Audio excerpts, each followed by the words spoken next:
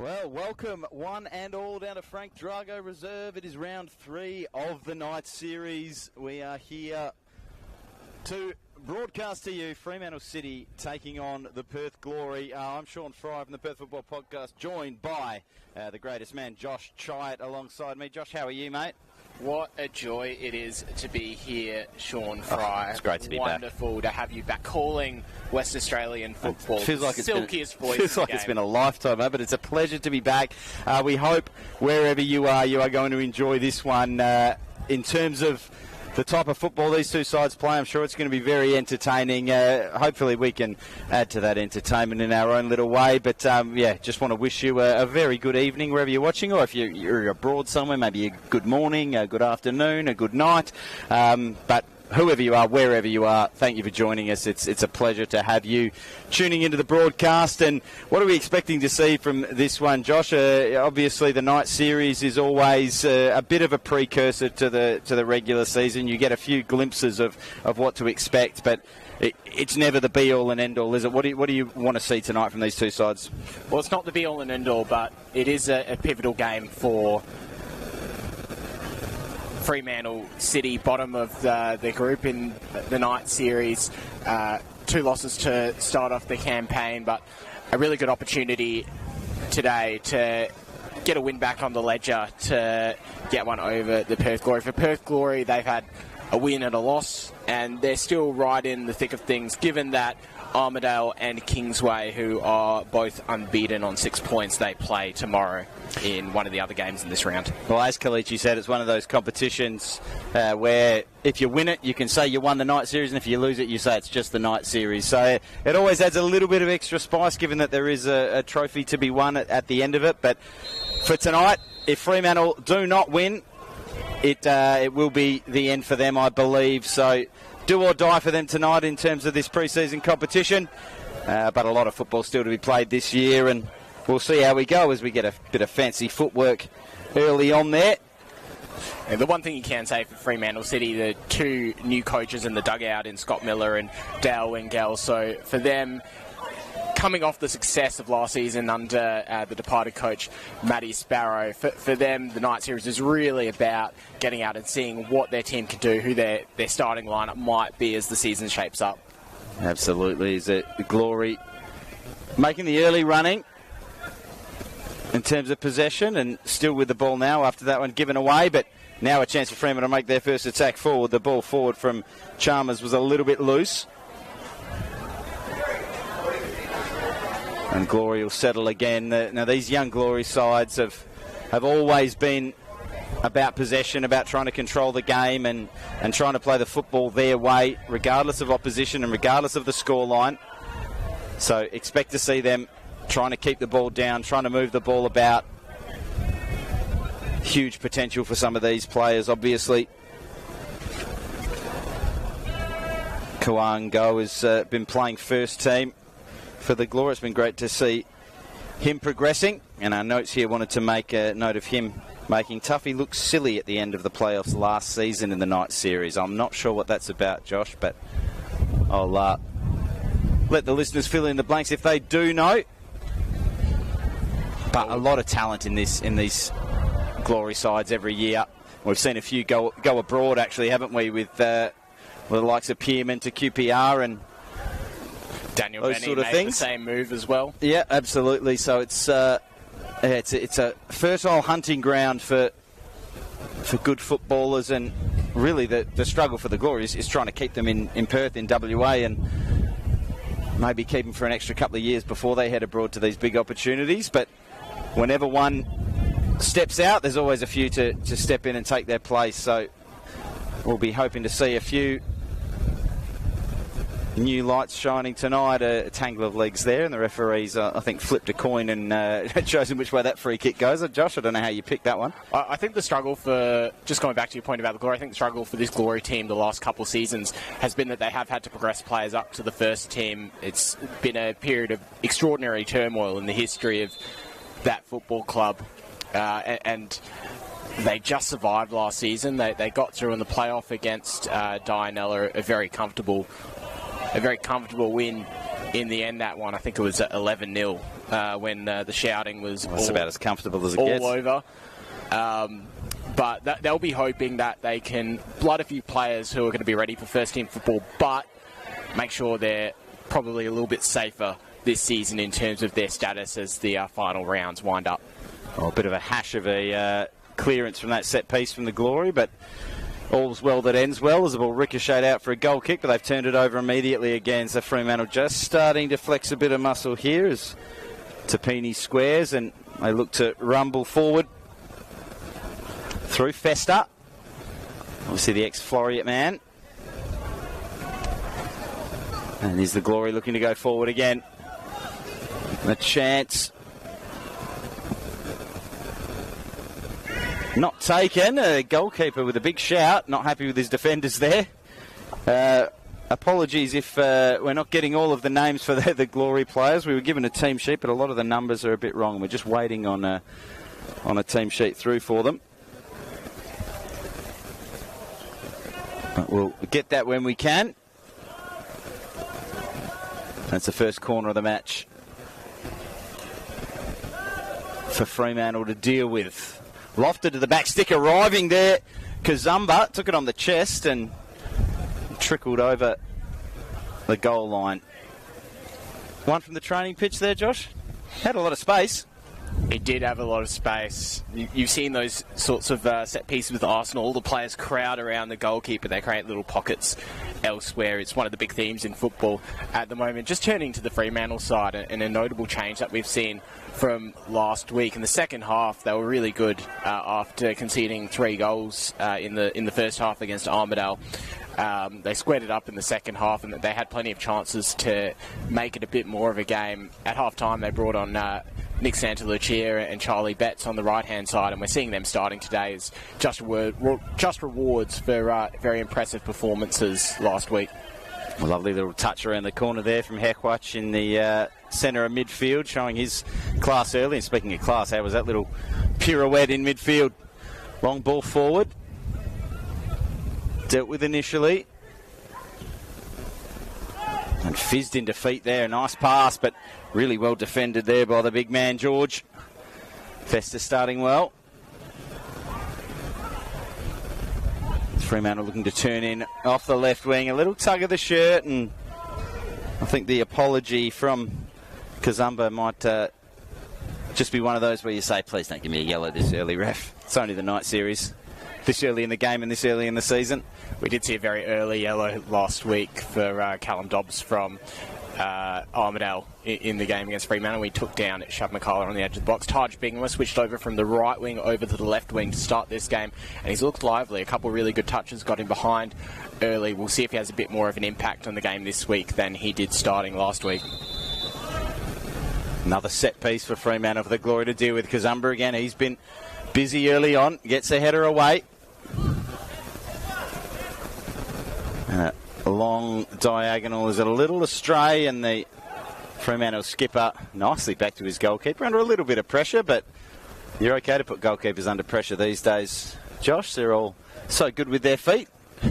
Pass didn't connect. I'm not sure if he exactly wanted like that, but Riley Woodcock, very experienced campaigner, showed all his composure there to take that ball and find his goalkeeper with his back to goal. Yeah, a few good signings over the last couple of years for this Fremantle side. This is Charlie Betts looking to get forward and blast one off the shins, I believe, of Liam Starr, if a team sheet is to be believed, and out for a Fremantle corner. So a few set pieces are testing out the big bodies of the Glory. They are a young side, obviously, by definition of being this under-21s team, but they do have a lot of tall timber in there in the box. Not least the goalkeeper, Jet Warner, young man. I saw him a couple of years ago, and he's probably shot up a foot in that time. He's looking really commanding these days. Yeah, it's scary to think that a lot of these guys still have a bit of growing to do. And the ball to the back post, just a little high. Festa unable to get over the top of it and knot it down. So he'll make the long journey back to centre half. or left back, is he? No, he is centre half, and Riley Woodcock shifting across. As the Glory look to build from the back. They haven't really managed to get much of their slick passing moves together so far in the early stages. A tackle in there, looking for a foul. The Glory man, is still down. Well, if you look at some of the changes as well that Freo have made, just knowing that we were down here at their game against Armidale last week, the centre-back pairing to start the game last week, Ben Steele and Hayden Stevens had all sorts of trouble with Peter Yorkobs, as I'm sure we're going to be saying about plenty of centre-halves this season in the NPL men's competition. But George Fester and Anthony Tapini get their opportunity in the centre of defence for Fremantle this week, and we know that the coaches have been very impressed with Anthony Tapini's form so far in this pre-season. Ali Galami, he gets another opportunity to impress in the centre of midfield. He actually dropped all the way down to the Sunday Leagues. He's moved around, hasn't he? Yes. Remember him at Coburn. He was one of the best players that last season he was there. Yeah, maybe a little bit off the pace against Armidale last week, but the opportunity to get back to playing top-flight football, and he's looked pretty good in his first couple touches here today against Glory. It certainly has. It is going to be a lengthy stop here for this injury. We'll try and get you more information on that. Hopefully it's nothing too serious, but it doesn't look good. It didn't look like anything too sinister. A couple of players just challenging for the ball, and they can often be the worst ones, the ones that don't look too bad. It can just be a twist of the knee or the ankle, and obviously there's no real rush to get the player off the field. The slightly less serious nature of the night series, and the fact that no one wants to see anyone getting injured at this point, and certainly not make an injury worse than it needs to be. It does look like we will need a substitution here. The stretcher is on its way out. So not a good start to this game.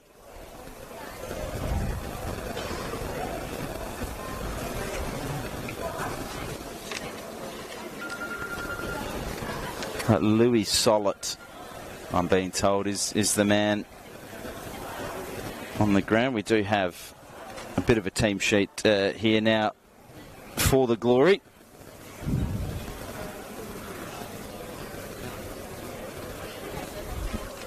Alexander Bolton, Christian Puea, Daniel Yankolowski, Diabrio Warner, Ngo, Sollett, Mpunga, Despotovsky and Kuzamba.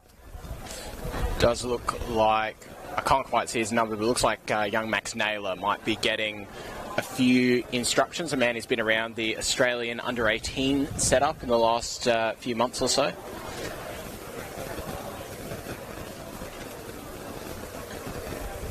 Really impressive, actually, the number of players that have come through WA who've been making those Joeys and Olyroos and Junior Socceroos teams over the last few seasons. You mentioned Pearman, who's seen some minutes over there. Daniel Benny is another one. Whole range of young West Australian talent. They've had their opportunity to shine on the national stage. Alex Bolton, who's on the pitch today as well, he's been in and around the Joeys. Absolutely. I should make mention of Kuango. He's been the nimble little left winger that we were mentioned earlier on, as the applause comes for the injured Louis Sollett. He is on the left wing there, the number 64, Ngo. Is Max Naylor coming on the pitch as well to lead the line for Perth Glory. The number 64, a number sure to infuriate Perth Football Podcast's traditionalist, Kalichi Osunwa. But not Nintendo fans like me who grew up in the 90s, Josh. One of the greatest numbers of all time. And here is his chance, right on cue. Swept across field there by Bolton. Bit of a scramble, and it'll come back to Bolton. And back out to Ngo. Looks to curl one. deflected, and he gets back to it. Tried an ambitious volley with the outside of the right boot there. I'll tell you what, if that flies into the top corner, you're looking at an early contender for goal of the night series. I thought you were going to say goal of the season. I'm not sure we're allowed to give them out. No, I'm not giving them out that early and that easily, Josh. But yeah, it would have been a stunner. A nice little turn there in midfield by Mpunga, getting his frame in the way. One errant pass early on from Mpunga, but he looks to have settled into this game a little bit easier. Glory have just had a bit of a spell of possession. I thought Freo dominated the first 5 or so minutes of this game, but they're coming into their own, the young side.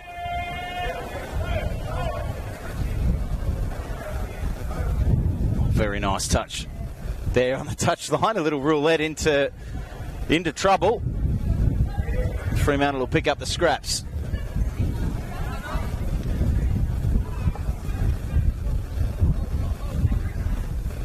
Give it away in turn.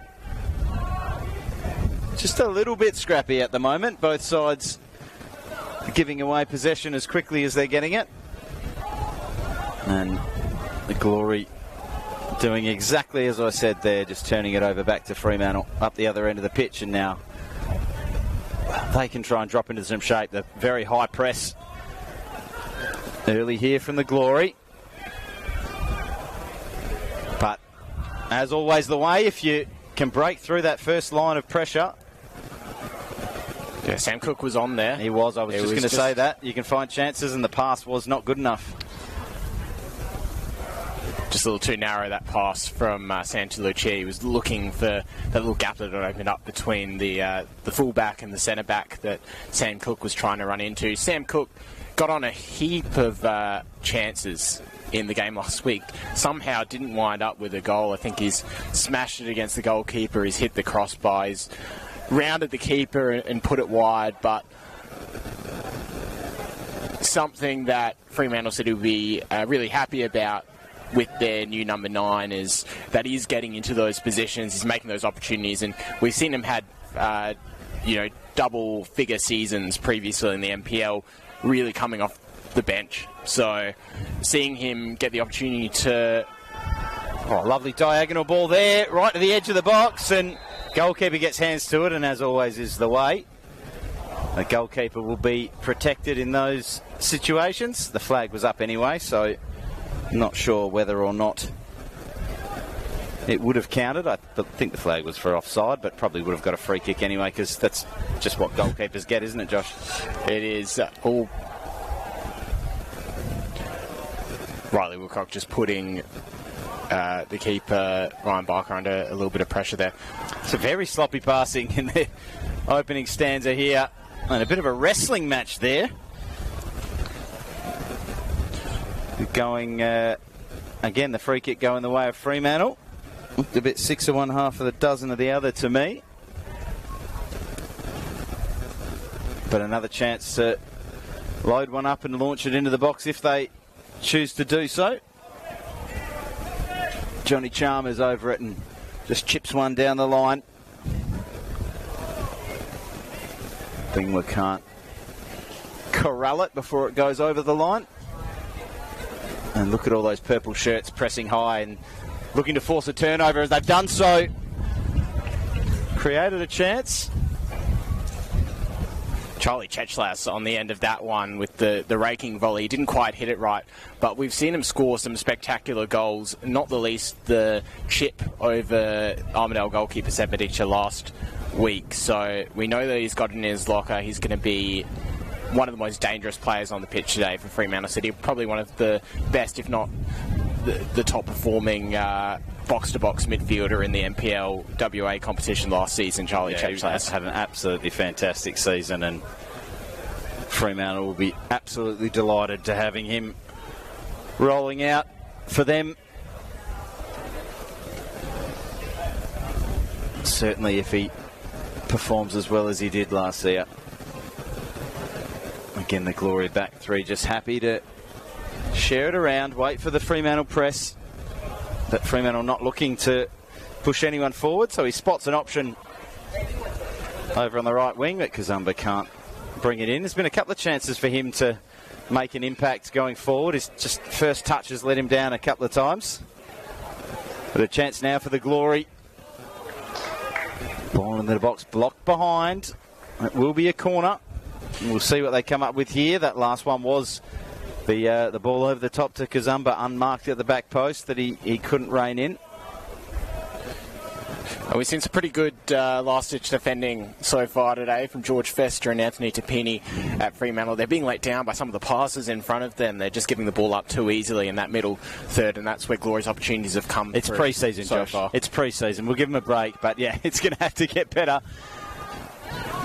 And here's now a chance for Fremantle on the counter-attack. So often with football these days, these corners and set pieces can actually make the opposition more likely to score as you throw numbers forward and leave space in behind. The team's so organised and so clued into that as an avenue to goal. No harm this time for the Glory. Just really feels like a game where you need someone to show a little bit of quality, doesn't it, Josh? A bit of class. There's certainly enough of it out there. But the focus, obviously, in this pre-season is form, fitness, and a few tactical tweaks, getting ready for the season proper. Well, I think the defending from the two back fours has actually been really good so far. So we've seen a few of those little half chances open up, but they're not letting their opponents get in behind them, which is where you're really going to be hit in a competition like this, where teams attack so readily, the ball goes forward so quickly. Are they not letting them get in behind because the defending's been so good, or because the passing's been so poor, Josh? 6 of one, 6 of one. There we go. Yep. Add one and you've got a baker's dozen. Lovely little chip down the line. That's a really well-weighted ball for Cook, but we'll call that one a good pass and good defending. Josh, a bit of quality. Heckwatch with the ball, and now he's getting involved further up the field. We said we wanted a bit of class, and he might just be the man to inject it into this game, and all of a sudden he's got the ball on a string. Some of those midfielders just have a way of looking like they got magnets in their boots at times, and I'd love to see Charlie get a little bit more of the ball for sure. You're not going to get it with passes like that, though, is he? Poor John Chalmers. Oh dear. There. Oh dear. I was going to say before, you don't need to be so cynical, Sean. I'm glass half full. Clearly, you're glass half empty, man. But I think we will see chances open up in this game, particularly if players like Charlie Chechlas are getting on the ball in areas like that. Put your half full glass and my half empty glass together, and we got one full glass, Josh. So can't have one without the other. Lovely to be here with you wherever you're tuning in for this round 3 night series game. Fremantle City, Perth Glory. It is still 0-0. Deadlock yet to be broken. I feel like you can see with Corin Go, when he gets on the back of defenders, there's just a little bit of nerve sets in, that rush clearance there from George Fester. They definitely single him out as a player that's going to create something for the other side. Yeah, not the easiest of conditions, we should say, as well, to play on. The pitch not quite at its finest, and a bit of wind blowing through. No disservice to obviously the groundsmen and all the people that work so hard at this club here, but in the pre-season you get a lot of games in a short period of time, and I'm sure come round 1 it's going to be in superb nick, as it always is. But yeah, as I said as well, that breeze sort of coming through, making those balls in the air hard to judge. Clearance there from the man you mentioned earlier, Ali Golami.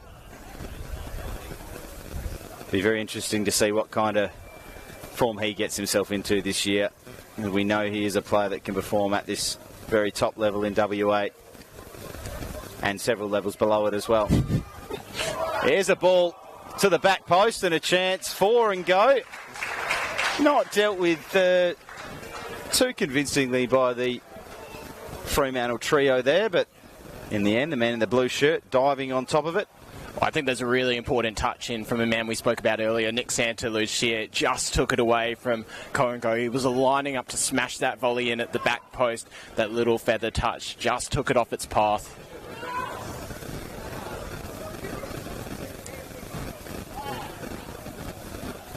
Just telling his troops to settle down a little.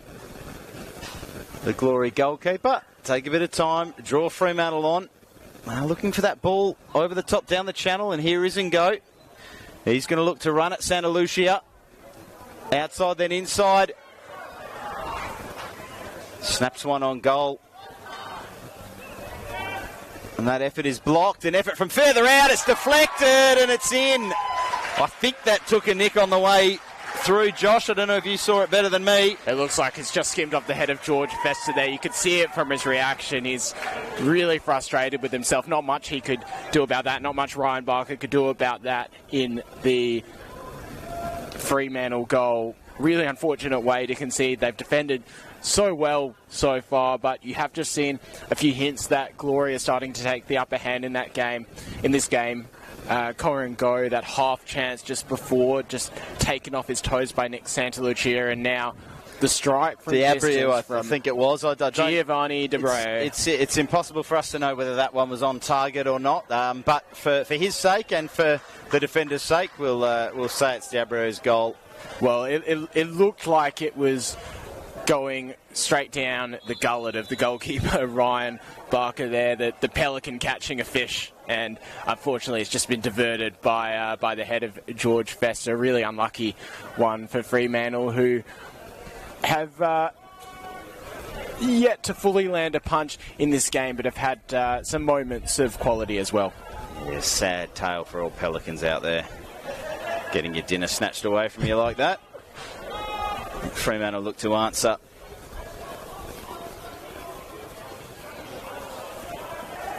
I did say this game just needed a moment of class, and there's a nice little moment of class from Hekwach. It's brought in nicely. Ball scuffed in across the box. But turned out all we needed was a little bit of bad luck to get our first goal. Or good luck, depending on... Not supporting either side here, Josh, of course. Very impartial, as we always are. But, yeah, sometimes you hit them from there. The XG Brigade will say don't hit them from there because they don't go in the back of the net more than 2% of the time. But how lucky we were today to get that 2%.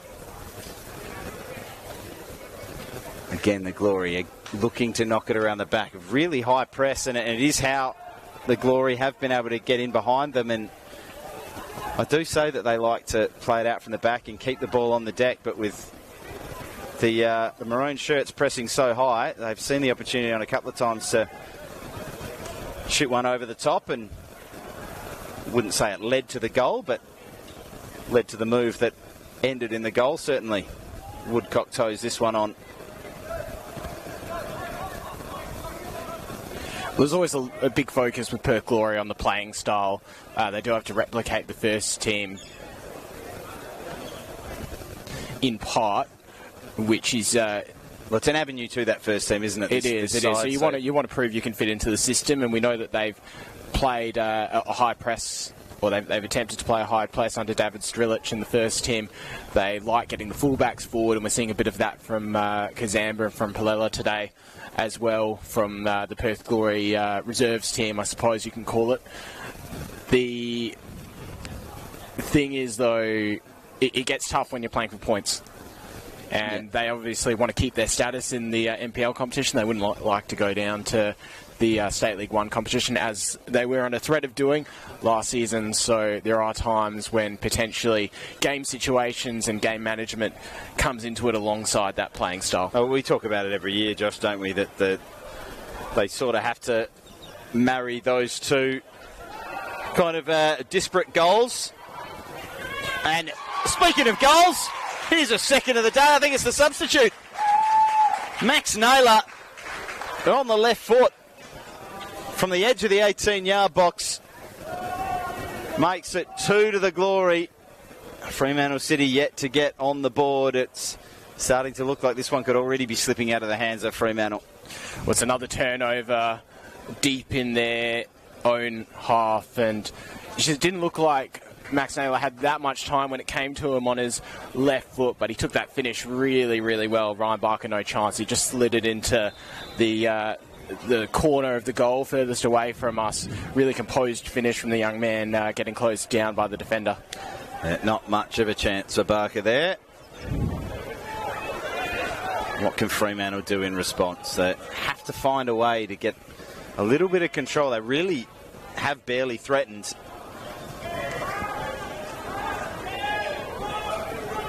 It's not been the way they would have liked this one to start. It's a Glory look to thump one forward.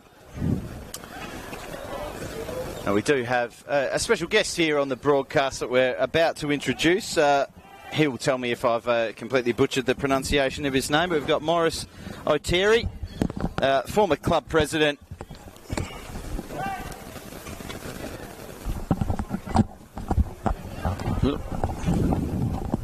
Just apologies for technical difficulties.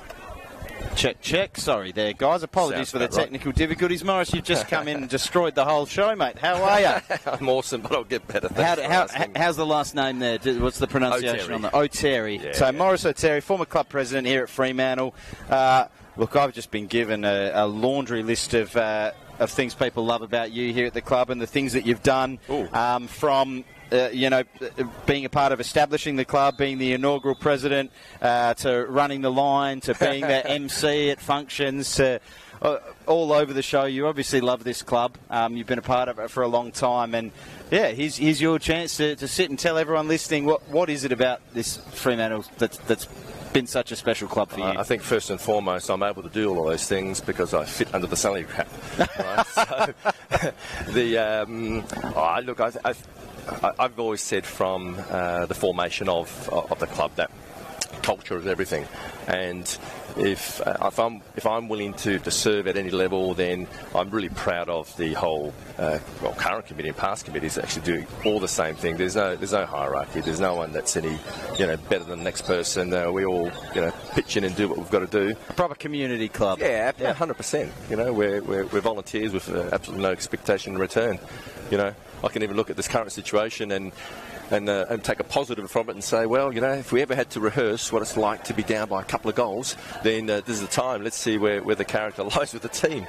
If there's a time to be a couple of goals down, it's in the pre-season anyway, isn't it? We're here to see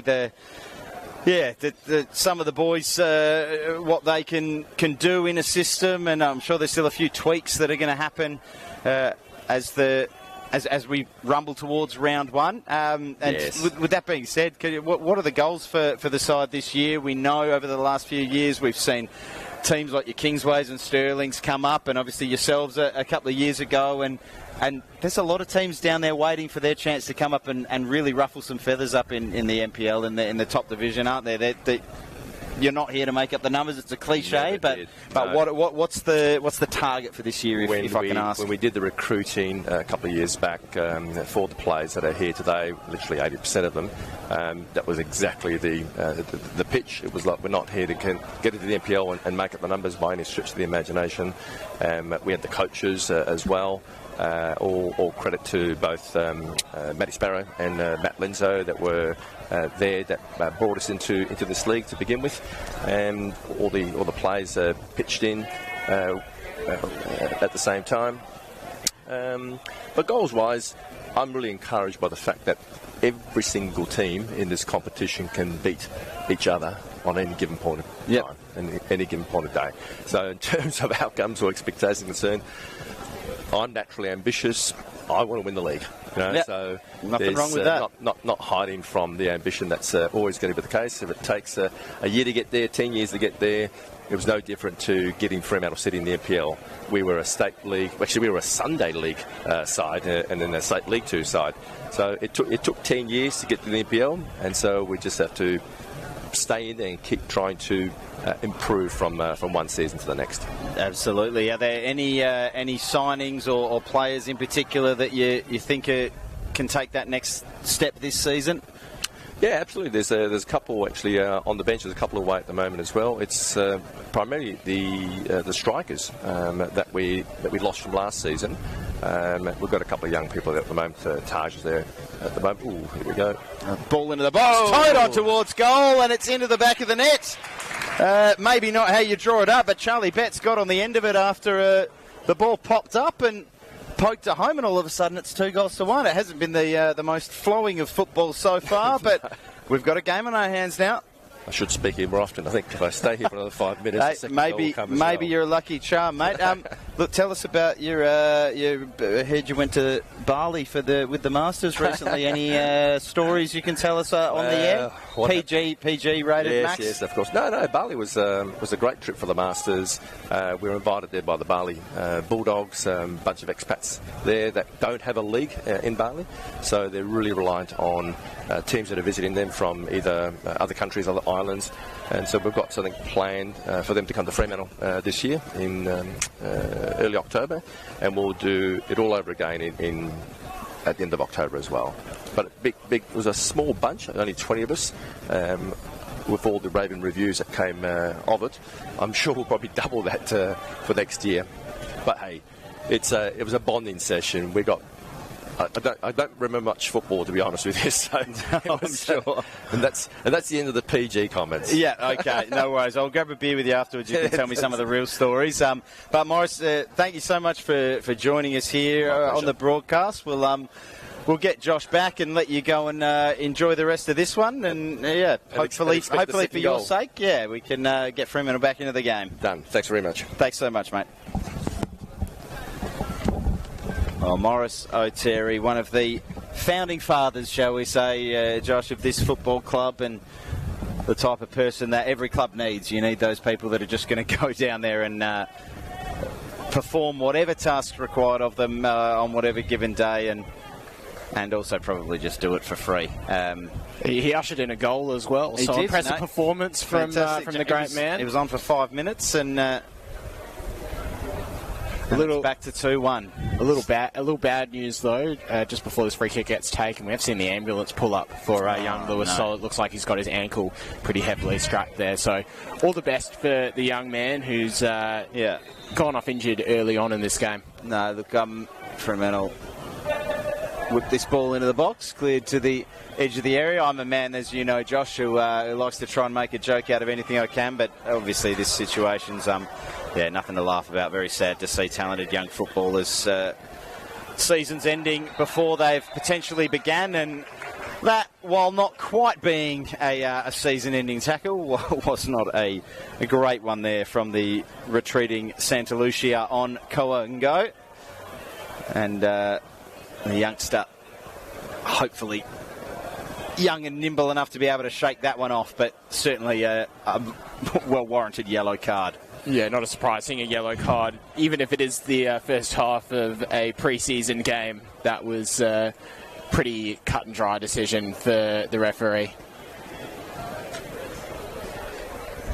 Does mean that the man that was taken down has a chance to double the glory lead as we tick towards half-time. We don't know exactly how long to go. There'll be 10 minutes plus, you would suggest. A fair bit of stoppage time, and Go hits one from 20 plus yards and looked like it had the whip on it. Yeah, it had the shape, I think.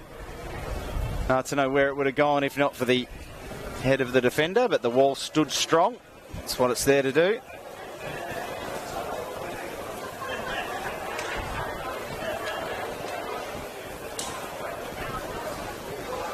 And if you wouldn't mind getting that Glory team sheet up on your phone again, Josh, my memory's not as good as yours. And I wouldn't want to miss the goal scorer if they can find the back of the net from this set piece. Doesn't beat the first man, but they'll get another chance. A nice little ball, and here's the scorer of the opener, Zabrio, looking to dribble in past Bingwa. Couldn't do so, but it will be another Glory throw.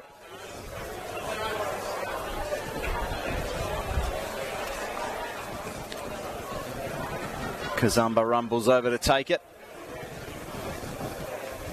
If you feel for Fremantle, they just want to consolidate this period late in the half. They've got the goal back. They would hate to concede, go back to a 2-goal deficit right now. Looks for the long throw towards Naylor. Couple of touches there on the edge of the box, but Despotovsky couldn't rein it in. Here's Pulao. And Go.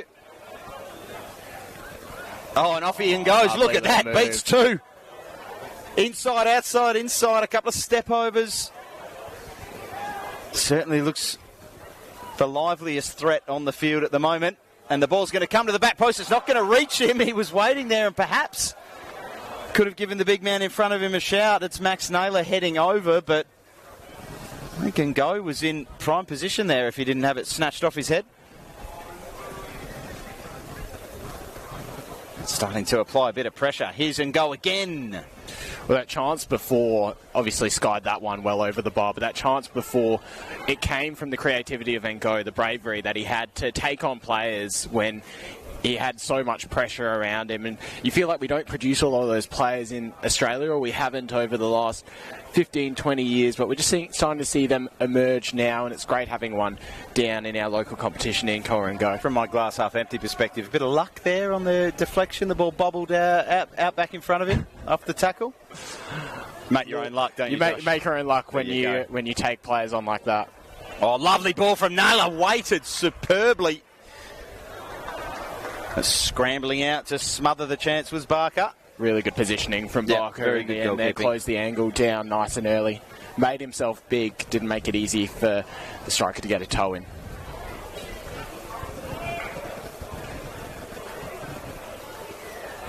Kazumba making his way forward into the back post area. We've seen him for these corner kicks.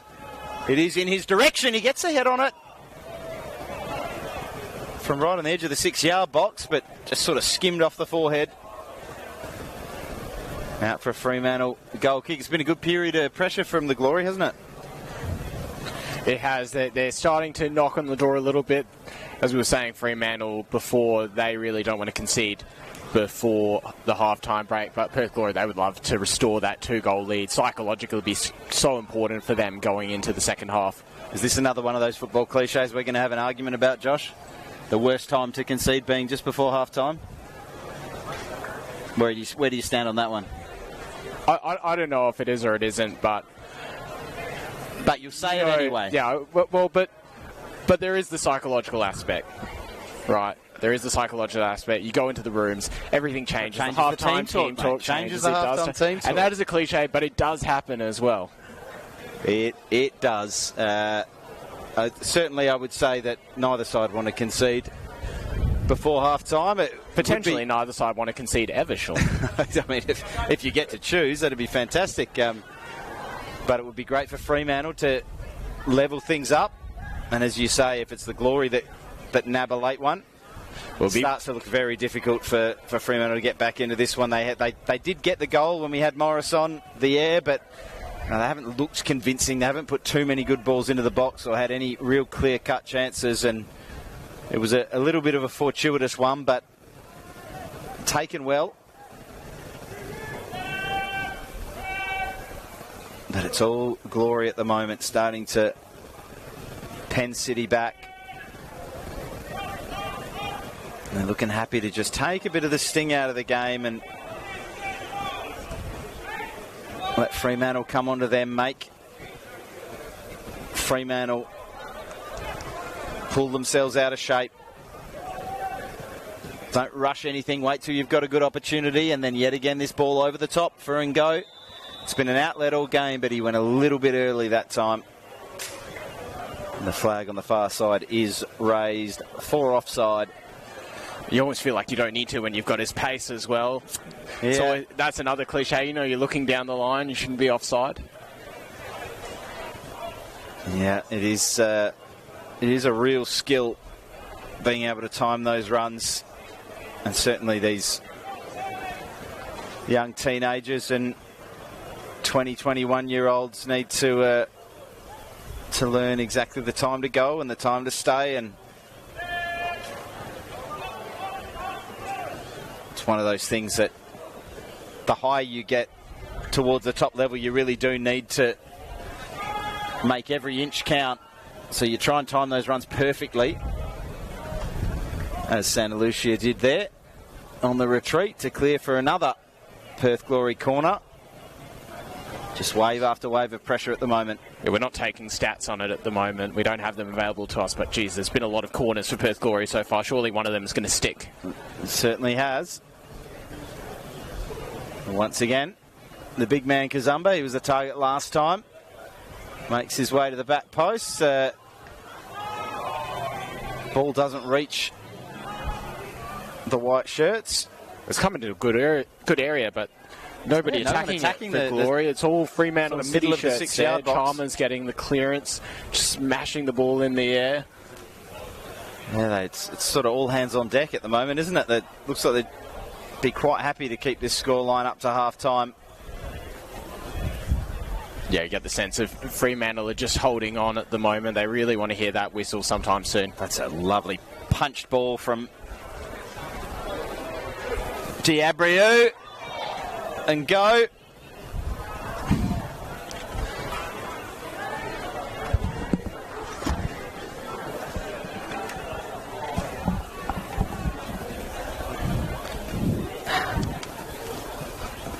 Apologies if you can still hear us. We are having some technical difficulties with the headsets. Yeah, not sure if you could hear us there. A bit of magic from Sean Fry has just fixed the situation. Mate, give it a blow and give it a wiggle. And we were talking about the Nintendo 64 before, and that was always the way you got that thing working. That was blowing on the cartridge, right? Yeah, absolutely. You just shake it around a bit, blow the dust out, and hopefully that's what I've done with it's a bit like Homer Simpson, like hitting the top of the TV to try and get the channel working. And there's the Simpsons reference from Josh Chide. If you had under 45 minutes, you've won. Go to Sportsbet and collect your payout. It is like that. As the Glory look to just continue to control the latter part of this second half. Haven't seen a lot of that Fremantle midfield. We've seen even less of the big man up front. If I was going to get really specific with the reference, it's him going out in the storm to get the Dedrick Tatum fight working. Yes. I remember the episode. The stolen cable episode. Please do continue to get as specific as possible with any Simpsons references, because I'm sure that's what the fans want to hear. Let's Glory go forward once more. Diabriou, he's starting to spray things around from the middle of the park, starting to take control of things. Diminutive number 6. Dribbling in there off the left wing and unable to beat everyone was Adrian Peeney, but beat a couple. And once again, the ball is out and will be placed by the corner flag for the Glory to whip it in. Plenty of promising players out on this pitch from Perth Glory. We've spoken about it so many times. Debro spent a little bit of time with the international invitee squad at Bayern Munich last season. Kazumba at the back post is going to head it back across, but the flag is up. The referee hasn't seen it yet. I think we've just got a goal kick. Ball's already gone out. Yeah, Debray with that kind of travelling team with Bayern Munich last season. Obviously, we've seen Nesteri Irankunda move to the European Giants from Adelaide United this season. So Australian talent, including from Perth, looking to head towards the top level. And that is the half-time whistle. I did just want to make a quick mention before, is that corner went out for the goal kick, and we had one of the classic local football quotes from behind us of, watch the bloody game, ref, as the ref was watching the game and so didn't see the flag raised behind him. So they did get to the right decision in the end, and we have reached half-time with the score Fremantle City 1, Perth Glory 2. The opening goal for Perth Gloria deflected. Diabriou's strike. The second was a much more clinical finish from Max Naylor from the edge of the area into the bottom right-hand corner with the left boot.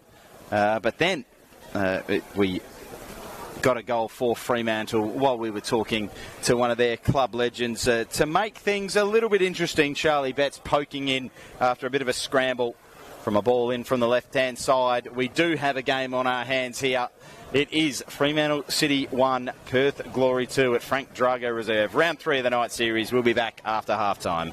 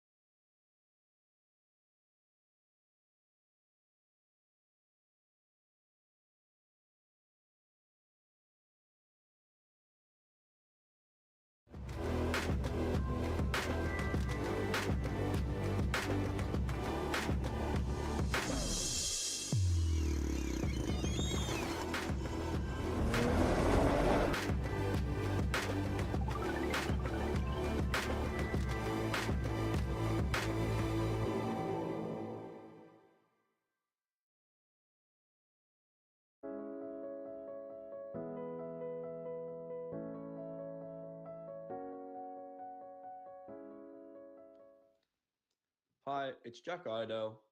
I've been type 1 diabetic since the age of 12, and since then I've managed to go on to have a career of over 250 professional games. Type 1 diabetes has never stopped me from doing anything that I love.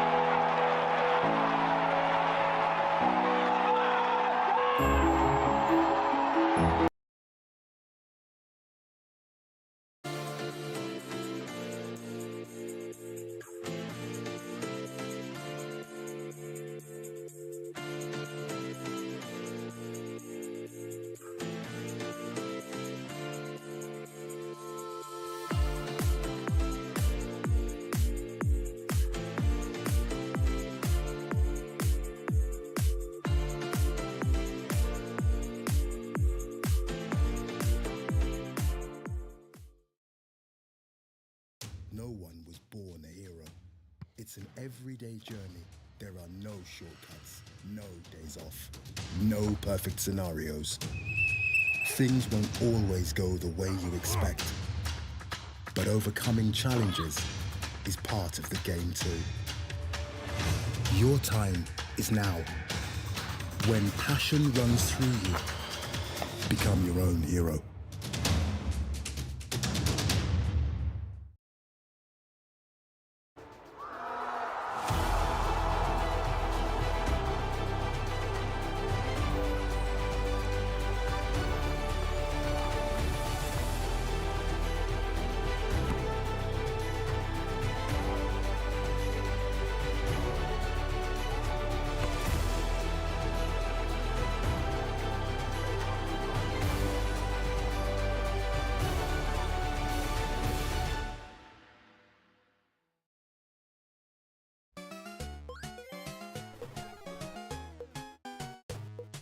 At Sombrero, we use only the freshest ingredients so you can enjoy fast food that doesn't slow you down. Sombrero Feel Good Mex.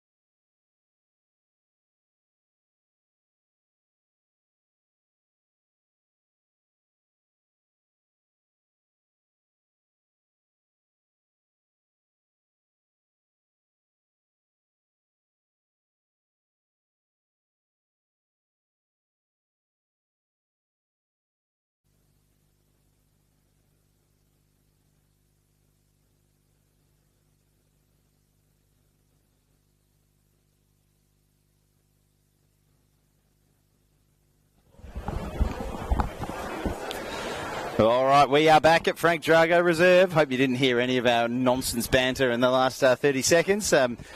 But we are here for the second half. Round 3 of the night series. Fremantle City taking on the Perth Glory.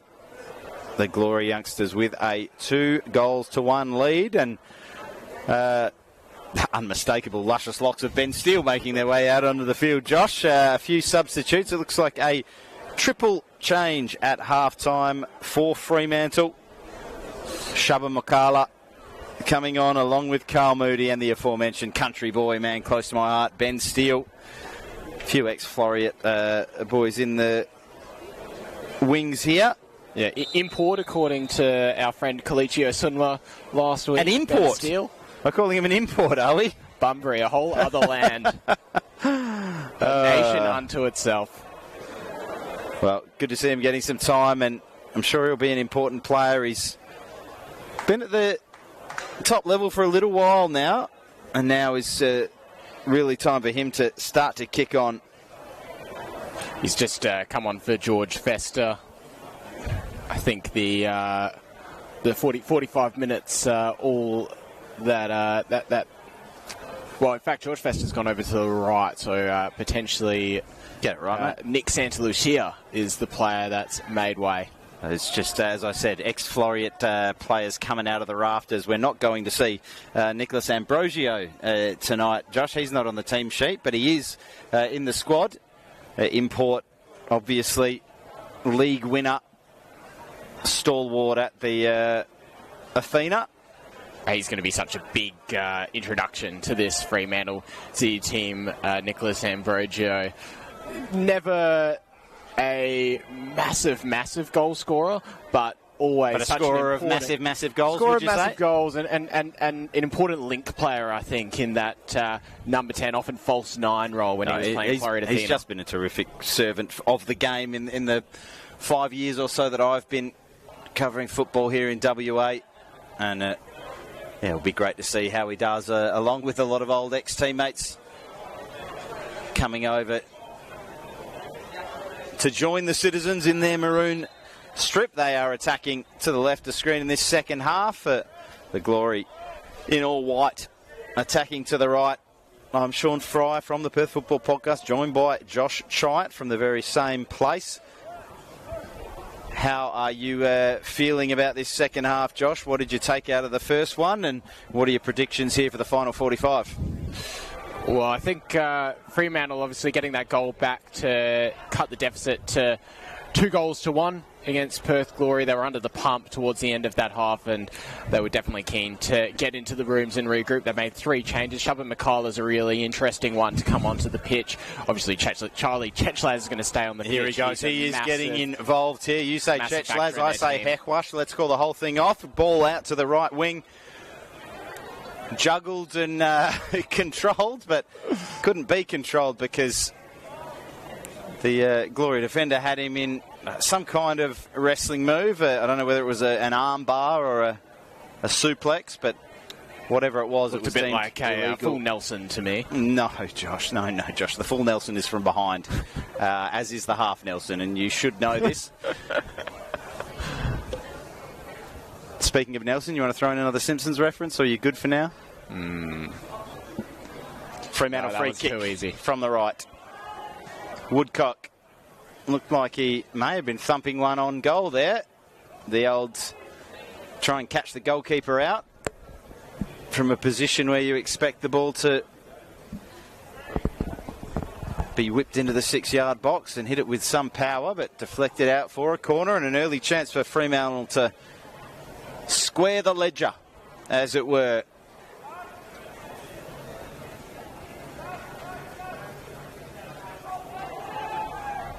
Ball played short to Mokala. Great ball in. Well, the shape and the whip were good, but the direction too close to the goalkeeper. It was an interesting corner routine there. Just changed the point of the attack. Goalkeepers come and hard in the mouth for a second whenever you do that and the ball gets behind you. That spared his blushes by his defender. Here's Hechwash again. Really trying to find McCullough, but really experienced defending from Riley Woodcock there.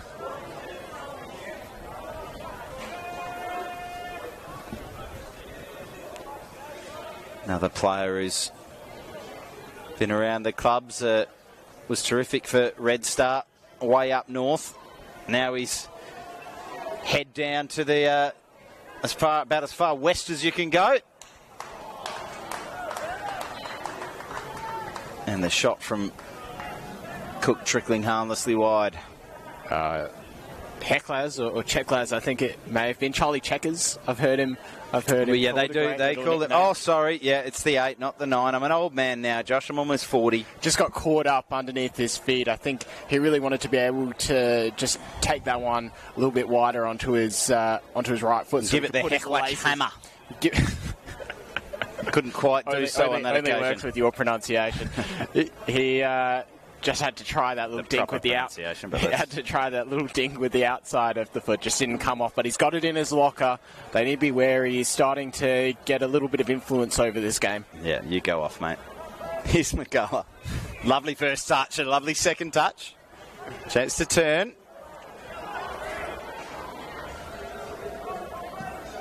It's been a bit better at the start of the second half from Fremantle. They've had a bit more control and a chance to go forward again. Another dangerous ball into the box. It's going to fall for Woodcock. He takes a touch and surely was fouled. He went to ground like he was anyway. Has a look at the ref in utter indignation that the decision didn't go his way. But gets up and gets on with it. Here is Charlie, this time getting fouled. And this time the referee does decide to blow the whistle. Woodcock still not happy that he didn't get the decision earlier. And I think the referee's probably saying, well, you got it now, mate. Just go whip it top bins.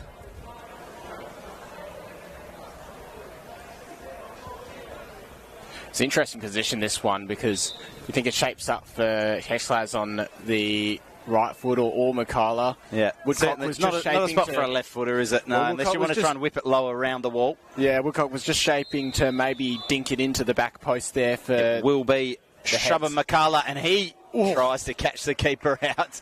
That was not far away. That was not far away. Pre-season's the time for that, isn't it? You throw all the set-piece routines out the window and just try and catch the keeper out. Just taking, all it takes is a step across his goal, and if you manage to get it in the top corner, as he very nearly did there, you're in with a chance. Couple of substitutions here. William Ferson coming on. Perhaps it's just the one. Kazumba to leave the field. In fact, we do have two substitutions. Tinamawonga Matema coming on, the number 17 on the near side.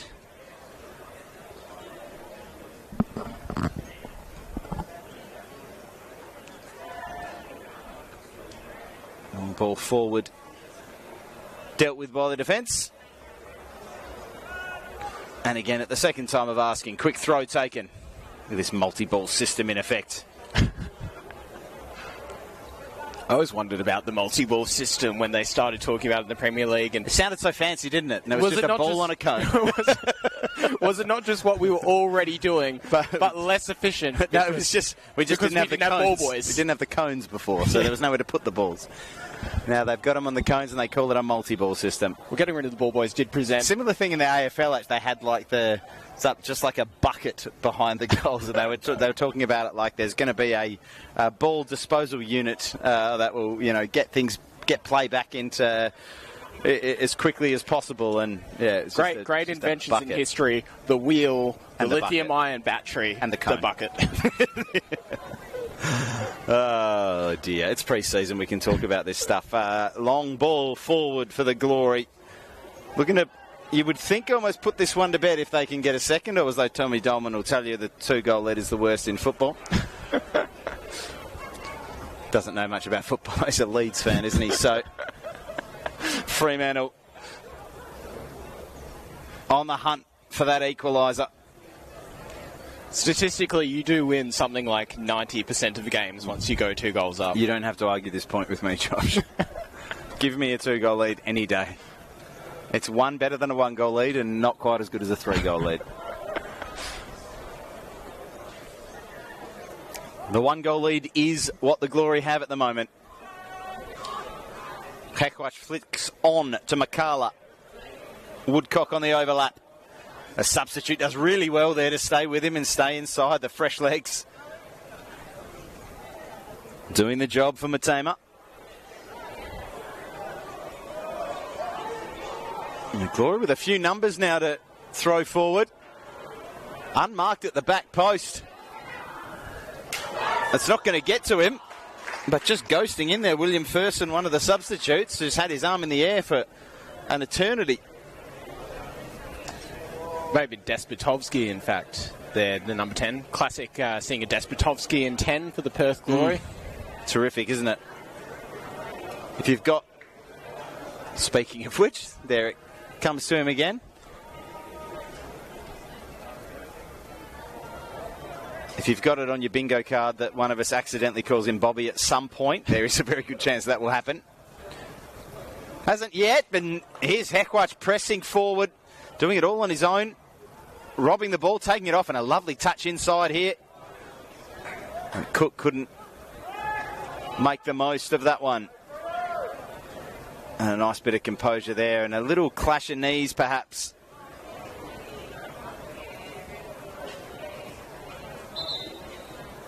And it looked like one of those,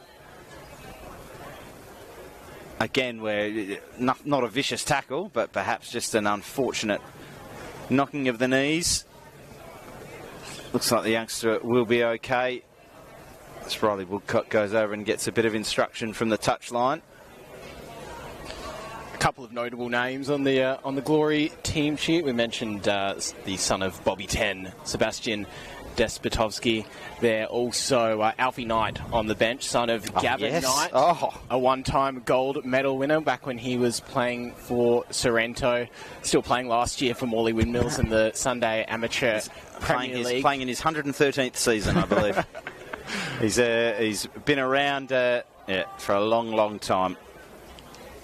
Fantastic servant of the game over here in Western Australia. It was one of the veterans when I was just starting to follow the league, and just had that habit of popping up with a goal when it was most needed. A goal really needed now for Fremantle, and they've got a chance here to get a ball into the box. Just over the head at the back post. Looked like Kyle Moody there, just couldn't get up to meet Shub McCullough's cross. Needed probably another couple of feet in height there to be able to get on the end of that one. But Sam close. Cook on the end of that one. He's been shuffled over to the right wing. Yeah, they have moved things around up front, and whatever they're doing seems to be working. It's been a good start to the second half of Fremantle, hasn't it? They've looked a lot more dangerous than they did probably for the entirety of that first 45. I think they've turned the tables on Glory a little bit. You can see them pressing really high up the pitch. That's what Glory were doing so effectively early on in the game in the first half. And here we go. Glory now being forced to go long. That long ball. Woodcock will back himself in the air against William Ferson, but let's see how they do on the ground. Ferson drops it back, and we're going to be kind and call that a dummy, Josh. Thought he had a player behind him. Just completely fluffed his lines. I'm glad you're glass half full now, Sean.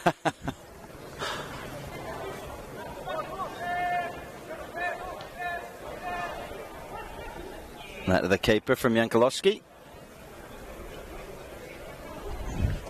Woodcock again. Just winning that aerial battle. It's amazing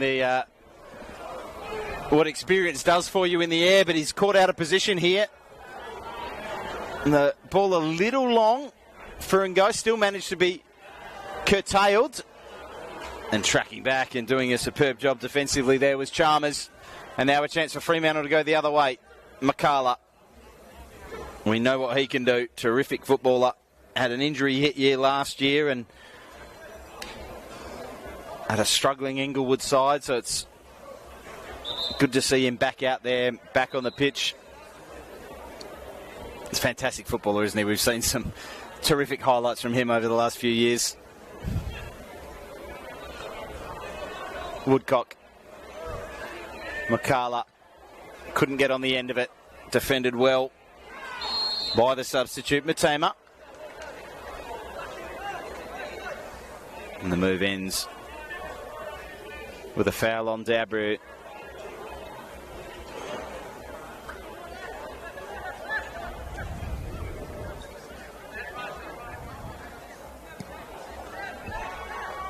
Bolton with the long ball forward. Matema. Heckwatch crashing in. Likewise, Chalmers can't win the ball back, but Woodcock does. Here's a chance now. Back to Woodcock, but once again, it's been a good little spell from Matema, the substitute. He's looked very strong. Positioning's been very good. And quick off the mark.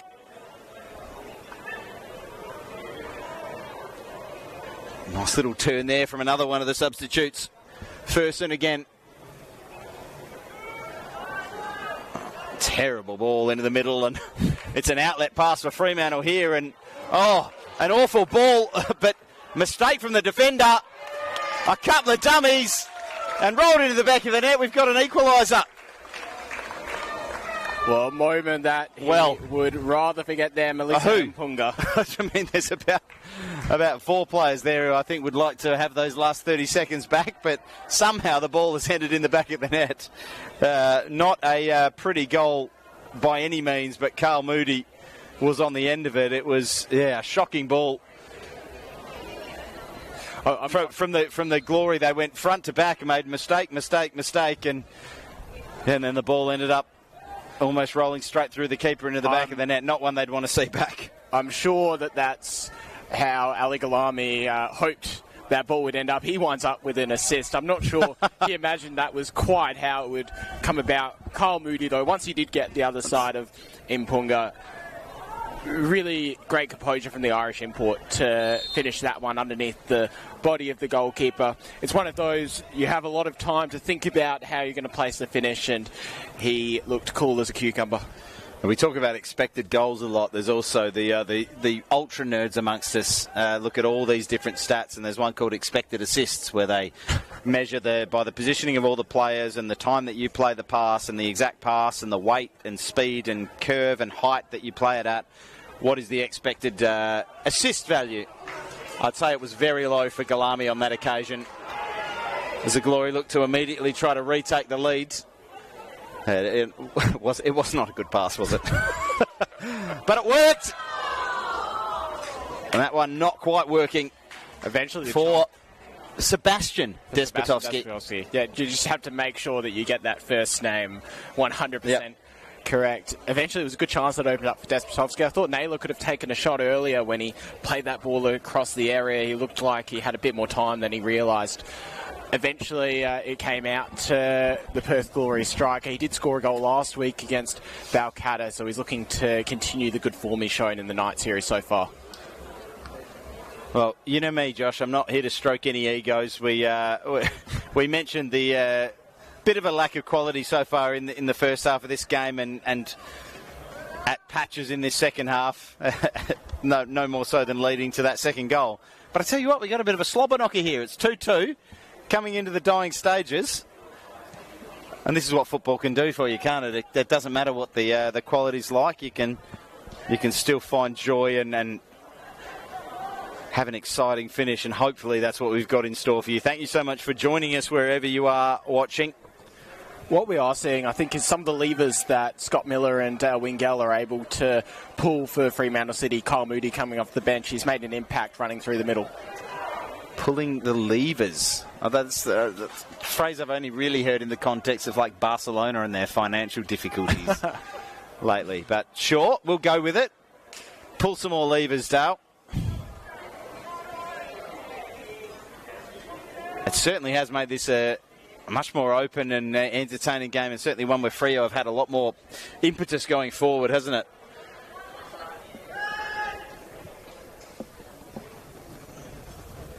see if there are any more levers to be pulled from the benches.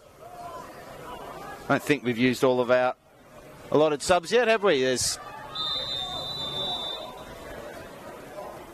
No, in particular with Fremantle rolling off 3 at half-time, then obviously the window stays open to them to make plenty more as the half continues, as they go now chasing a winner, having scored that equaliser through the boot of Kyle Moody. We will see if they can make any more changes before the substitution window slams shut. That's what windows in football do, isn't it, Josh? You don't just close them. Once that transfer window closes, it slams.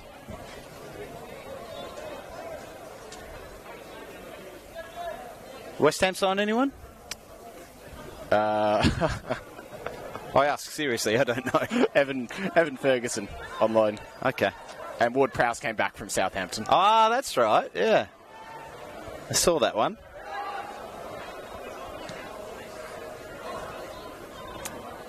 Heckwatch offside, despite his protestations.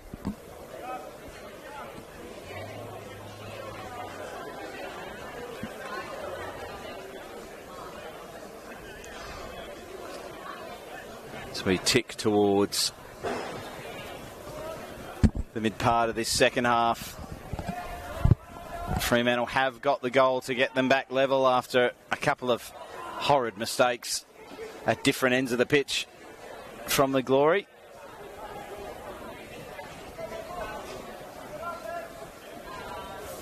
Anyone's game. Fremantle need this one to have any hope of progressing. What's the situation for the Glory like, Josh? Does a draw keep them alive, or does that start to make things difficult for them as well? Oh, no, a draw keeps them well and truly alive. They got the win, didn't they? So they've got one on the board. Yep, and with Armidale and Kingsway taking each other on, then what a game they'll remain at least within one game of the semi-final spots.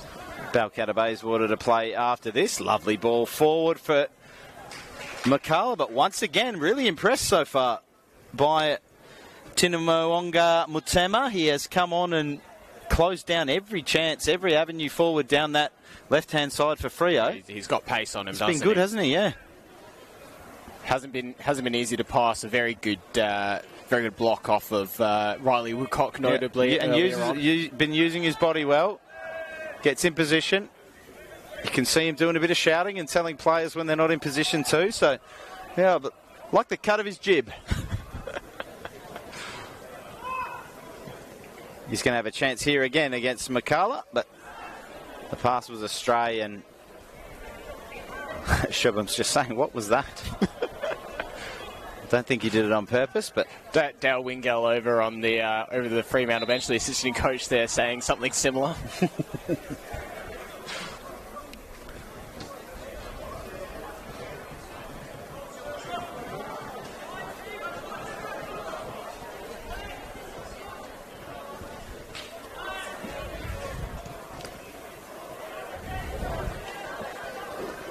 Lovely switch there. Heckwatch. Woodcock drifting in.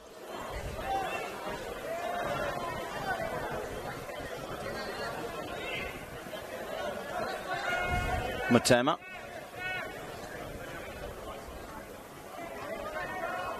Jankulowski back to Pini.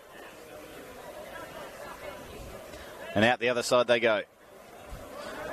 Nice move, good patience from the Glory. They found a bit of space here, and they've got Despotovsky in space on the right, and the first touch really lets him down.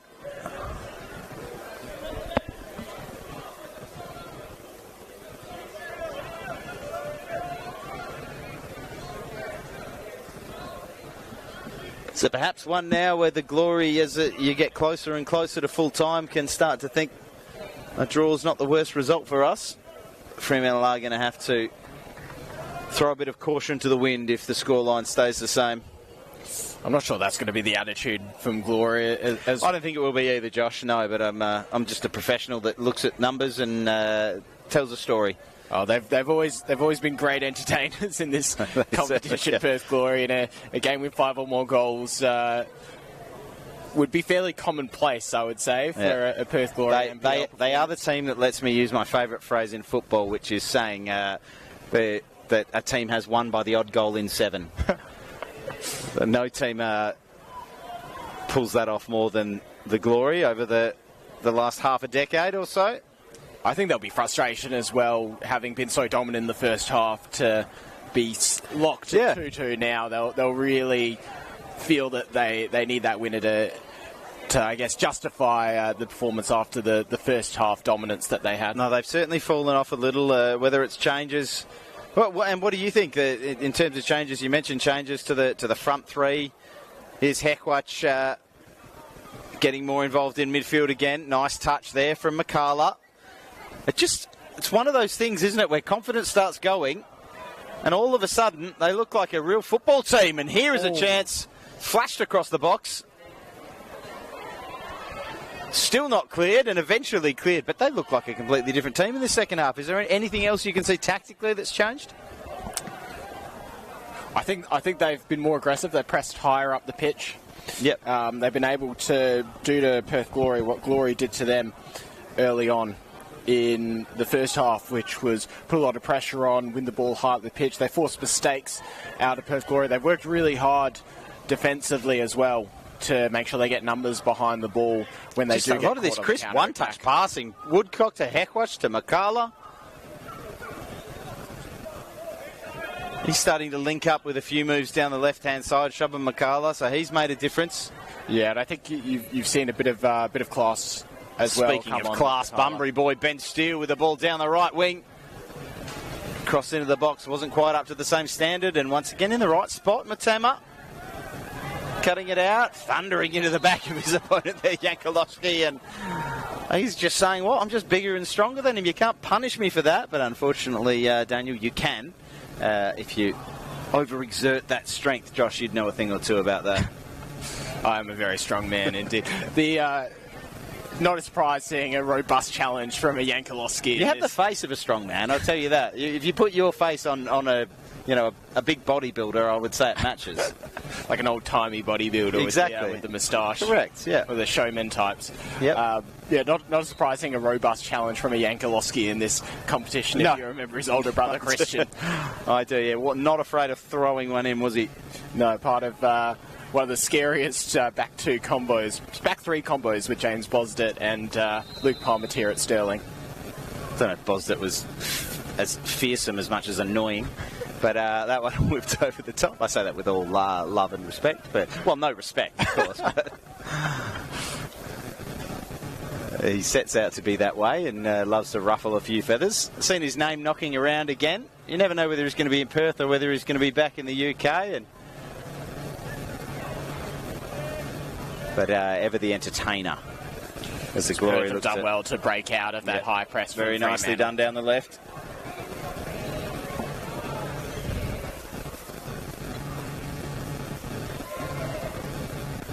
Unable to make it count, but that's the risk that Fremantle are just playing with here. They've seen the reward so far from that high press in that second half, but one pass in behind there and all of a sudden you're back chasing your tail. We're getting messages from the director of the Perth Football Podcast, Kalichio Sunwa, who I thought was supposed to be at a kid's birthday party wearing a Spider-Man suit, which is the reason he wasn't supposed to be here, but apparently he still finds time. Maybe he's got the phone in the suit there and he's watching the live stream. Kalichi, thank you for joining us. Thank you, whoever you are, once again, for joining us for this round 3 night series, a match-up between Fremantle City, Perth Glory. It is 2-2. We are heading towards the latter stages of this second half. A winner yet to be decided. Fremantle needing a win to stay in the competition. A draw for the Glory, as Josh pointed out earlier. Not the worst result. And they'd still have a good chance of going through to the next phase.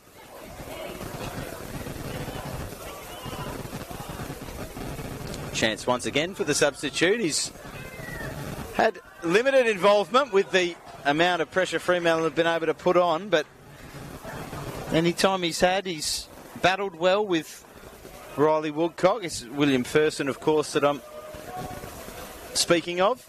Really important block there from Ben Steele to beat away that shot from Max Naylor looking for his brace. Max Naylor, he's looked dangerous every time he's gotten around the ball near the goals. Ben Steele, he's been good since he came on. Fantastic block from the man of steel. Not getting by him, Clark Kent himself.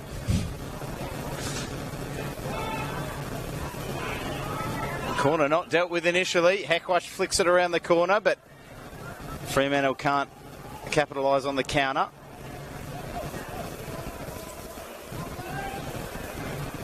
A chance here and go, cutting back inside. He's going to put a good ball into the box. Headed down nicely, but unable to finish. The Glory big man up front. It was a nice touchdown from Ferson, once again getting involved. Hekwatch finds the late runner. Once again, it's McCullough. He's been involved a lot, and let's get the XG numbers on that one, Josh. All I'll say is it'll start with 0.0. We've seen him score from similar areas, but I thought Chechlaz just... Oh, they're pulling a lever, Josh. I thought Chechlaz just continued his run there. He looked like he may have had a window in at the back post. Alfie Knight. Here we go. Sorry, I'll let you finish. A little bit one-minded potentially there from Shubham McCarley. Yeah. If he just slipped back the man who'd played him the ball before, they could have had a one-on-one opportunity. As I said earlier, when he took that free kick, where the correct ball is to whip it into the on-rushing big men, and he had tried to catch the keeper out. It's one you get away with in pre-season. He's now had two you get away with in pre-season. I don't think you get to do too many more of them, Shubham. I think it might be time to put the cue back in the rack and lower the eyes, because when he does get involved in the link-up play, it's been really, really good. And Fremantle have been looking far the more likely to carve out an attacking move that ends with a winner. But so often in football, you have those situations and you just need to make one mistake or have an opponent have one moment of magic. Oh, your good work can be undone. Here goes and go again. He has not stopped all day, and he's had his ankles tapped there, and another chance for the Glory to launch one into the area. We haven't seen as much of him, I think, in this second half as we did in the first half. And I think if Glory are going to go through and find the winner, here, that's going to be one of the avenues that they can take to get Collar and goal on the ball there, get him driving at defenders, getting run at defenders, because he just has a way of putting them off balance. Yeah. No, terrific young player, as we mentioned earlier, on the verge of the Glory first team. Chance for a third. Great save. My goodness. Big hand there from Ryan Shaved Barker. my face with a rusty razor. He did not have a lot of time to react to that one.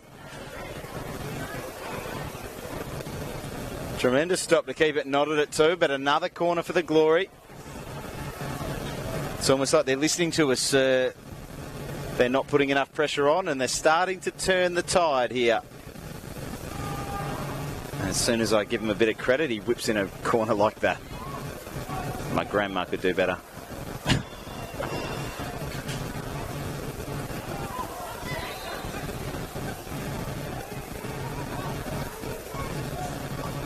I feel like we haven't really sung his praises too much in this game, but John Chalmers has had a very solid performance at the base of the Fremantle City midfield. He's playing in one of those, that unfancied role where you're just a destroyer, just a bit of a stopper there, shielding the back four. But it's kind of more. I feel like that's a much more in vogue role these days than it used to be. I feel like the Makalele role, as they called it. Well, Sergio Busquets was, I think that first of that era where it became fashionable. Yeah, maybe more of a ball player in that position. Yeah, but also just your main job is to just smash people when you get a chance to smash them. If you don't end the game with a yellow card, you haven't done your job. And the accumulation of yellow cards that give you the suspensions is just cycles with your rest week. So it's all part of the plan. Another injury, it looks like, hopefully not a serious one. Looks like Ali Galami has just taken a kick there with Fremantle City. Doesn't look to be as serious as the earlier injury, and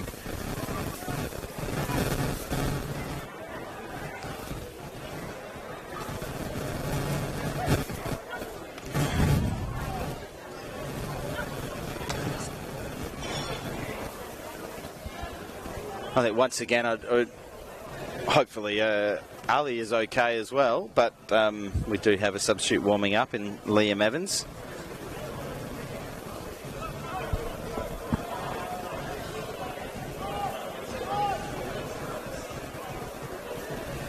At least he's making his way off under his own steam. Of course, we would like to also once again put our thoughts out to Louis Solid, who left the field on a stretcher and in an ambulance from Frank Drago reserve. So it doesn't look good for his season this season, and something, again, that you never want to see. So thoughts with him and his family. Hopefully a speedy recovery for the young man as Galami makes his way off with a bit of a limp, but certainly nothing that would be putting him out for a season. I'm sure Liam Evans warming up on the touchline.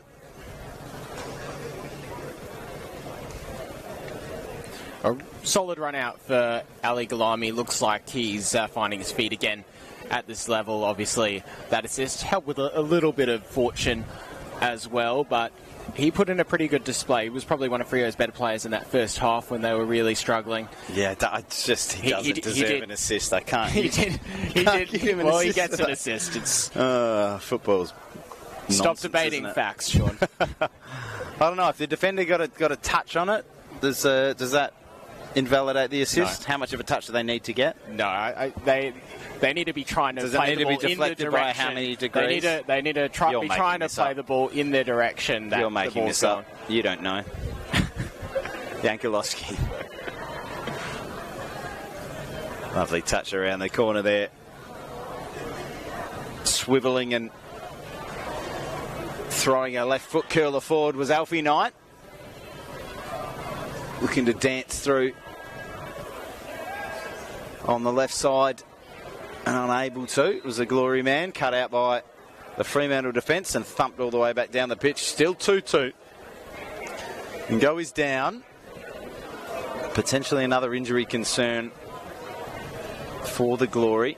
He has taken a few kicks today, Go. Sometimes if you can't stop them by legal means, you have to try illegal means. The type of footballer he is, I think he is going to have to get used to it. It is a part of the game when you are a nifty, tricksy winger like he is. There's a lot of players out there that you are going to beat, and they are not going to be happy that you beat them, and it'll flash through their mind that I haven't been booked yet and I can just give him one. Oh, there's a lot of bad men out there, George Fester included. I do not consent to that message, George. I think you're a lovely man. A lovely barber. Also, I think Ben Steele's a lovely man, but that wasn't a lovely challenge there. Thundering into the back of his opponent, giving away the free kick. Just starting to devolve back into that sort of scrappy game we started with. Neither side able to really make things stick on the ball. But tired legs can do funny things to a game. Openings can come out of nowhere. And Go waiting for the ball back. He gets it now. Cuts inside, one of those little kick-outs we spoke of earlier. Perhaps another. Jeez, he's quick, isn't he? Couldn't get on the end of that one, and here's a chance now for Fremantle on the counter-attack. And who would you want more on the ball than... Why did I say that? I gave him a... We're getting a yellow gave card him a here standing as well. ovation, and he let me down with the pass there, Charlie Hackwatch. But, the tug of the shirt, Josh. You can't do that on the counter-attack. Well, you can, but you're going into the book, and... Yeah, the classic stopping a promising attack there. Yep. The spar pulled out by the referee. Yep. The Lewis Skelly, they call it these days. Just did the tug of the shirt there, though, and not the flash of the boot across the ankle. I wouldn't say stomp on the ankle, because, my goodness, what a decision that was. Here we go. Charlie over the ball. Oh, a lovely curler in there. That was an absolute peach of a delivery. He holds his head in his hands at midfield. Ben Steele cannot believe that the man of steel couldn't fly through the air and get on the end of that one. It's just after the end of those locks to get a little flicker on the ball. Oh, it's just sensational the way they cascaded through this beautiful Bayswater breeze here at Frank Drago Reserve. Not able to get the scone on the end of it though.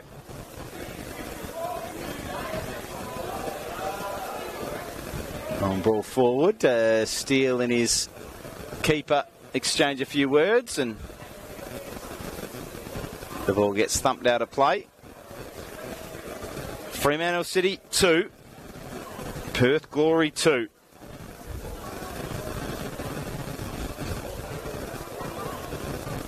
Fremantle need a goal to keep their night series alive. Can they find it?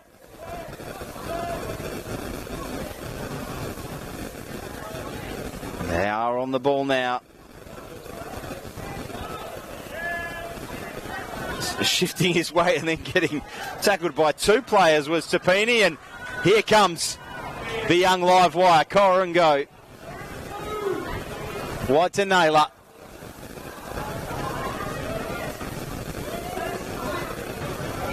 Just dribbling into three players there on the far side, the Glory man. Not a high percentage option. Hekwash twisting and turning. He is a class act. Thought he was going to give it away again there after I praise him. He seems to do that. Woodcock back to Hekwash. That ball forward is not a good one. Matema starts a Glory counter-attack. This game's become very, very open over the last couple of minutes. Certainly has. Bolton plays it forward. A lot of spaces as the legs get tired. Perhaps players not quite up to their full fitness. Perhaps some players not quite wanting to put in 100% in the pre-season as well. I'm not making that wild accusation, Sean. No accusation, Josh, but if you're chasing a league title, you're going to put in a little bit more effort than round 3 of a night series when you're probably eliminated anyway. I'm just stating facts, as you like to call them. Has been a fun night of football here at Frank Drago Reserve. It may not have been the highest quality game, but there have been moments. Still just waiting for that one banger. We want that one great goal to go home with, and could it come here from this corner? It might come to the left of screen as McCullough plays one forward with the outside of the right boot.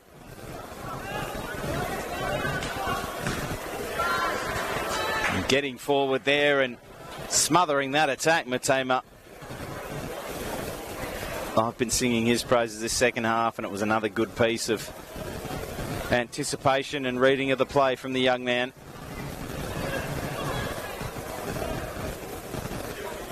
Well, the touch there was really important from Cook. Hekwash can stream forward. He's got a bit of time. He's going to look at goal, and almost the screamer we were asking for from the man who we know has it in his locker. Here's another man that we know has a bit of quality in his locker. Corango dances around a couple, gets fouled. He is an exciting young prospect, isn't he, Josh? He's been great to watch. It was a bit of a take your pick with that one as well. Which foul do you give the first, the second, the third? They couldn't get near him. He's just not quite gotten into the game enough in the second half, but when he has gotten on the ball, he's really been dynamic. He hasn't quite had the forwards linking up with him, I think, and whether that's an understanding thing of playing enough games and having enough minutes on the pitch with your forwards, with your teammates. But, yeah, maybe players just not quite anticipating what he's going to do. As there's a foul on the far side, and obviously a very hard player to anticipate, because he's one of the ones that when he attacks a player, attacks a defender, he probably doesn't know whether he's going left or right or shooting or crossing. But he certainly strikes a bit of fear into that back line of Fremantle City. Sam Cook just copying a yellow card there. A bit of high energy work to get back and help out his fullback, George Fester.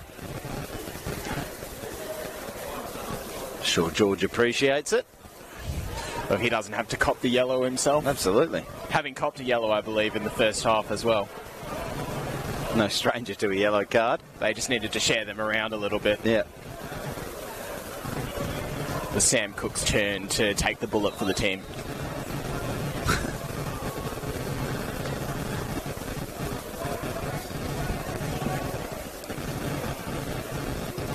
Any idea how long's left, Josh? Don't have a clock here, so we're into the second half of the second half as this ball goes into the box. Not quite at the point of the season where you have a fourth official to tell you how many minutes of extra time either, so this game could just end when it ends, Josh. Oh, there's a foul going Fremantle's way, and the yellow may be flashed again. In this case, just a stern talking to. Well, the game started at 6:30. 7:15 would be half-time with no extra time. So about 7:20. You give them 15 minutes. So you'd expect it to be about 8:20 when stoppage time would begin. You know all this when you're watching it on the stream anyway. I think they probably have the time up in the corner of the screen. So just look up there. Don't listen to us. What they don't know is that we had a long discussion at half time about who would start the timer. who would turn their watch We're on just to start ultimate the timer. professionals. Yeah, this is why they tune in. But about a quarter of an hour to go here at Frank Drago Reserve. Still looking for the goal that breaks the deadlock. We are tied at 2. That's why decisions can't be made by committee, Sean. Certainly if we're on the committee. We'll end up making random Simpsons references all day instead of actually making a decision, which is what we did. Here we go. Ball into the box. Back post. It was a decent ball. It was turned behind. It looked like a glory defender there, Jankulowski, but maybe not. We'll yield to the referees who had a better view. Here you go to Glory again. Bolton turning on the ball. Throwing it forward. Ha! Producer Kalichi tells us it's 91 minutes now. It's the absolute knockings of the end of the game. We are in stoppage time. So we had less time than I thought to find a winner. Maybe my arithmetic isn't as good as it was a few years ago, and we are actually out of time to find a winner, Josh. That is it. It is 2-2. That is the final score. Fremantle City 2, Perth Glory 2. A game that threatened to be entertaining at many, many moments. We did get moments of entertainment, as I said, but we got 4 goals. It was a pre-season game, wasn't it? Like, if anything typifies a pre-season game of football, it was this one, wasn't it? The team's not quite at their best, not quite used to the instructions and the shape, but enough quality that we had a good time. And what do you take out of this for both sides? Well, it got open at times in that second half, but I think come that last 5 to 10 minutes, the cues went into the rack. Not too many players were throwing caution to the wind, exposing themselves, trying to chase that winner. Clearly, Perth Glory, the dominant team in the first half. Fremantle City probably fortunate to get in there just a goal down. The tale of two halves, wasn't it? The second half, the changes they made, they were more aggressive. They pressed higher up the pitch. They forced mistakes out of Glory, one of which, two of which led to the equaliser of Kyle Moody. He was bright, coming off the bench and leading the line. A lot of positives to take out of that second half performance for Fremantle in particular, and they registered their first point in the night series competition after their 2-0 loss against Kingsway and their 4-1 loss last week against Armidale. A point that confirms their exit from this competition, unfortunately. Not quite, but it is highly unlikely with where the two teams at the top of the group are, knowing that 2 teams go through. Perth Glory still alive. Yep. With 4 points. Armidale and Kingsway on 6. They're going to play each other tomorrow. And Bayswater are just about to host Balcatta down here at Frank Drago Reserve. Bayswater on 3 points. Balcatta on none. They really need a win to stay in contention for the finals.